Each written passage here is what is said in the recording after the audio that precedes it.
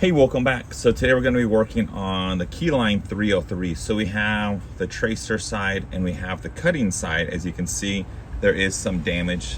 This cutting plate is about maybe a year and a half, almost 2 years old. As long as you're calibrating correctly, it will last a long time, but there's still mistakes here and there. Sometimes when you're cutting Honda keys, it does jump over. The main thing is you'll notice when you're cutting, like say a Honda key or like a Ford high security, it will pop out, or even like a Lexus key, because how it grabs onto that rib on the side. There's just not enough meat on here. So let's go ahead and get a better view. So see how it's like kind of like a Grand Canyon eroded away just over the months. It's just not enough material versus crisp and sharp. So let's go ahead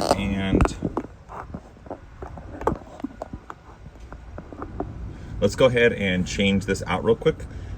Tools I'm gonna need is some WD-40, the Allen key, new cut plates used from Keyline. They're just interchangeable. I do have another video showing how to check the calibration when it comes to the set screw here and this. So I will put links below in the description, but let's go through this pretty simple. What I wanna do first is I can leave this on here. Let me zoom out a little. So I can leave this on here. I don't need to take this off. If I take off these screws, the whole jaw comes off and I have better access to get in here. I could do that. Maybe I'll do that just to make it easier for everyone instead of like reaching under here. So let's go ahead and do that real quick. Loosen and loosen. And it slides off. Cool, we can stick that to the side. We can tap that to get all the shavings out. So looking at this, better view, we can clearly see the nice right angles, very clean. Wear marks just from keys going in and out, but no damage. This side kind of beat up. And another way is if we get like a straight edge, we can see how it doesn't, there's that gap, that light in there, it just doesn't grab.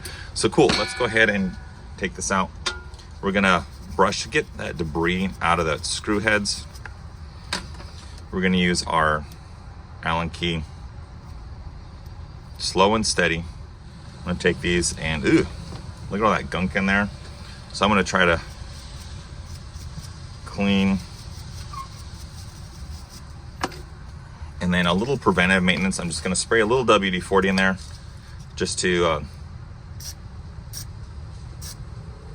help lubricate when it goes back in there and also prevent a little bit of rust.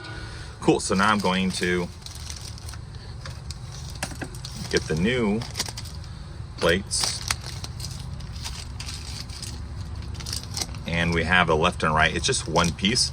You don't really need to replace this one really ever, just this one.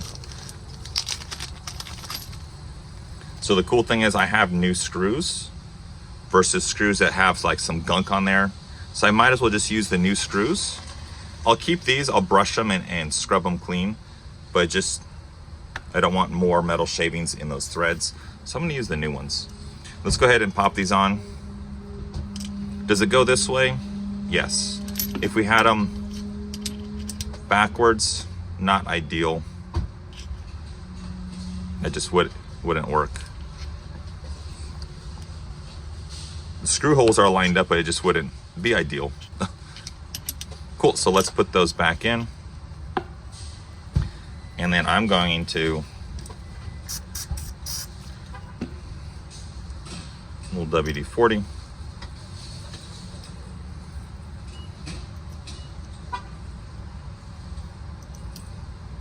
And then I'm just gonna be gentle when I'm first threading them in, making sure they get entered nice. Cool. You don't wanna have too much resistance because that means you're like cross-threading.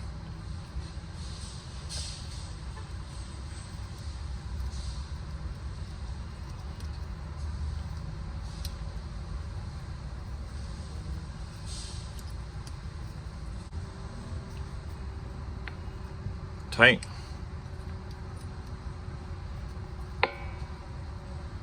Tight. I'm not cranking down, simple. We also want to take note of these Allen key screw holes here when we're calibrating, if we need to adjust those. But it's pretty uniform when it comes to this line here. So that's good. So let's go ahead and put this back on. Clean down here, clean down here, make sure there's no debris. If there's debris over here, that's not going to interact with it. And I'm going to slide this back in. Is that the correct orientation? Yes, because the tip stops. Let me slide in this way. And I really haven't seen like a set mark. You can slide back and forth like this. Basically just use your fingers, make it flush. And then I'm gonna, because also you have this play like that. It's kind of weird, but when you put the screws in, it's gonna tighten and push it back. So evenly tighten. Just barely make contact. Barely make contact. Now there's no play. It's good. And now I'm going to crank and crank. Good. Now that's nice and secure. And I can go ahead and I can check calibration. Good. And I can line these up in the hole.